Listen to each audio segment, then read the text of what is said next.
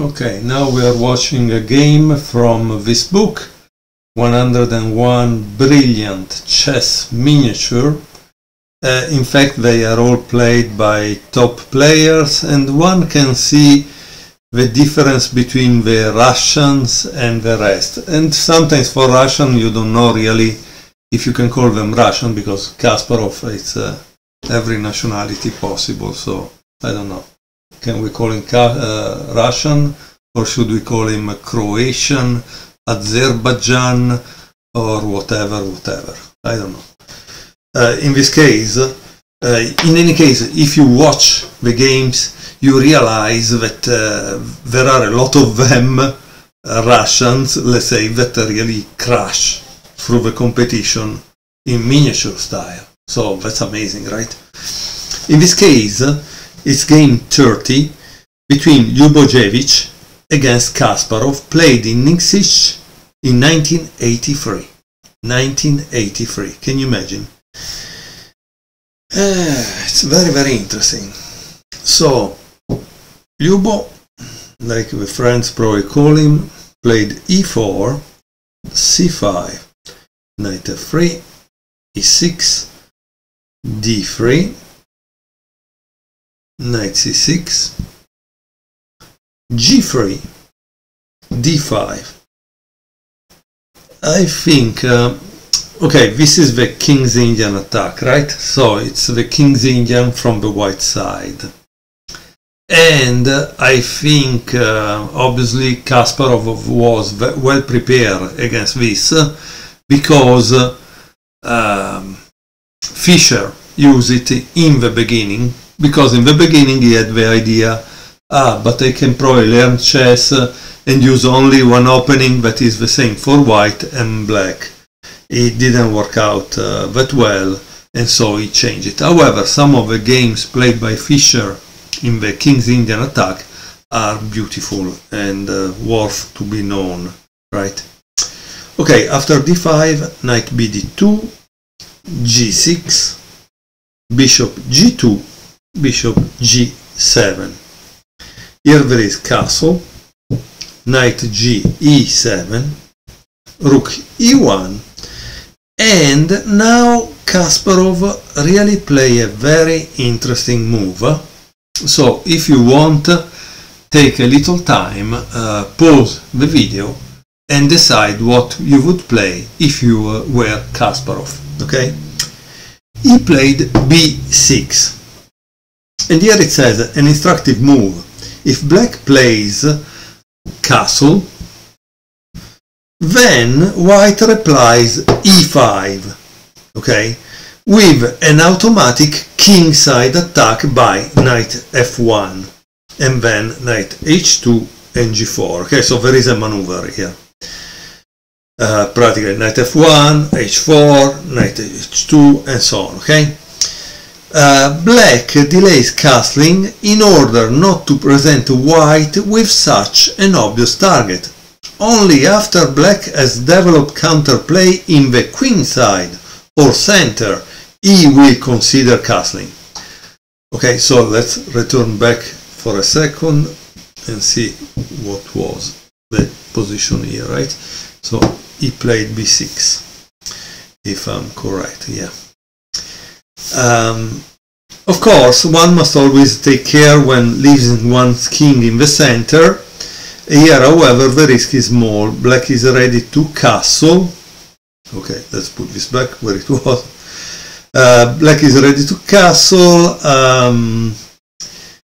if things should start looking dangerous. For example, if white opens the E file by E takes d5. And so that's the reason, okay? So after b6, what did white play? White played h4. Then h6. As you can see, Kasparov is not castling. And then c3. And here he says you must be careful, because if you play this, it's possible that black will castle queen side, okay? So again, it's all a strategy here of waiting the right moment. But after c3, black plays a5, and it says white's last move, weaken d3. So black both gains queenside space and prepare for bishop a6, which attacks the pawn on d3. Okay. This is interesting. I think Fischer also, as you can see, this top champion in reality have a very vast and precise opening repertoire. Fischer also knew about this problem and knew the right move to neutralize that, okay? But it's possible that Djubojevich didn't know, probably. And that's the real problem, because he plays a4. I don't know if the right move was a3, because I remember that there was an analysis related to that. Can you imagine? I would never thought that black would play this move. He played rook a7. Black consistently aims to play as many useful moves as possible before castling. Now the idea is rook d7 and bishop a6. So as you can see, he tries to develop central action, central energy with his pieces, right? Knight b3. And now please really pause the video and try to think what would you do if you were black in this position, okay? This knight b3 is not good, okay? It seems that white should have tried to play e takes d5. And of course, in the book there is a more detailed analysis, but if you have paused the video and ask yourself, did I play the right move? Kasparov played d4. Black immediately exploits white omission of e takes d5. If the e pawns had been exchanged, white would be able to develop his bishop to f4. Whereas now this would be pointless since black can play e5. So that's why d4 is good, okay? Okay, so let's see what he does. He does c takes d4, c takes d4, and now there is a serious positional error by white. What do you think white should have played in this position? It seems that white should have played e5,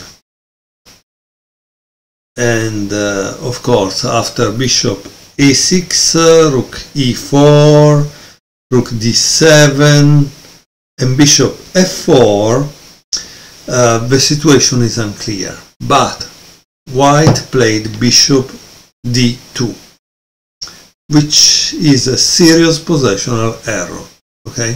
This is a positional error. So that's why we should watch games like this one, because in less than 15 minutes you can learn a lot of ideas, okay?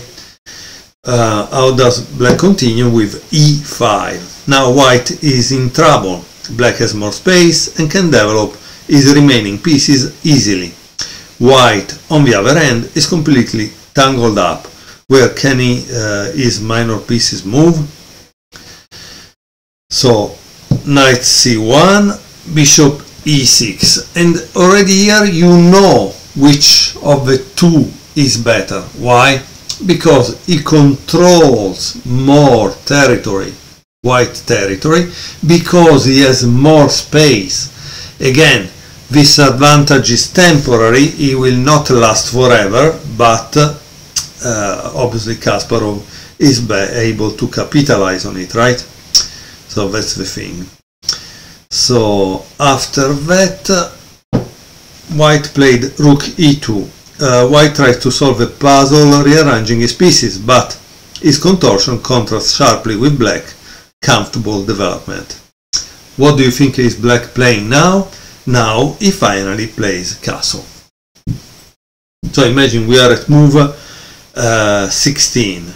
At move 16 Kasparov played castle because it was safe to do so. He doesn't do things mechanically, he does things because he knows what he's doing. Bishop e1, and now f5. Of course, white start to panic, I think. Knight e2. And after knight d2, there is f4. Black space advantage increases. Now he threatens f takes g3. So follow obviously by bishop g4. So you cannot use this pawn because you use it to take there, right? Okay. So what does it do? White plays f3. But unfortunately, obviously, there is f takes g3, bishop takes g3, and of course, again, black has the initiative, black has the space, black has the attack, he must do what? Continue to attack. g5. The direct attack starts here, okay? h takes g5. Now, pause the video and decide what would you play if you were black, okay? I hope you pause the video. Obviously, black doesn't want to take with the pawn, he wants to take with the queen. So how do you make that happen? You make it happen playing this move. Okay? So, of course, white is greedy, but he doesn't understand that a pawn that open the file, not a good idea, right? So let's see what happened in the game, because obviously here at this point he's starting a mating attack, right? Knight f1, so white is trying to transfer his pieces to defend the king. Rook g7, now we see how much effective is this rook. Now you understand why opening a file for black, not a good idea, right? Rook f2, bishop e3, b3, and of course here you should analyze by yourself why, because this is the thing, guys. If I show you all the analysis, it's great, but you will not learn nothing. In order to learn something, you need to answer the question, what happens if white plays knight takes e3? Okay, obviously there is d takes e3, and then rook f1, okay? But how does black win? Because he will go with queen g5. I'm just giving you a blueprint, then of course you should finish the analysis by yourself, okay? Because only in that way you're going to learn something. If you just watch the games without doing a little exercise, you're just wasting everyone's time, including yours. b3, and now there is the final move of the game, which is knight f4. And here Ljubovich decided that it was enough. Why it was enough? Because, of course, after rook a2, black can play knight takes g2, king takes g2, and at this point I think you have seen it, right? Queen h4. It cannot take because it's pin, and this is really bad, right? This is pin. How do you save yourself? This is going to enter inside, right? So I hope you enjoyed this game. As you can see, I kept it under 15 minutes. So thank you very much for watching, and we will watch more games another day from this brilliant chess miniature book. Thank you for watching.